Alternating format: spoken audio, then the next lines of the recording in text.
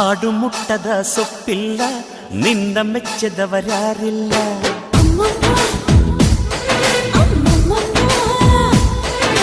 ಜೇನಿಗಿಂತ ಸಿಹಿ ಬೇರಿಲ್ಲ, ನಿನ್ನ ಮುದ್ದಿಗಿಂತ ಸಿಹಿ ಬೇಕಿಲ್ಲ.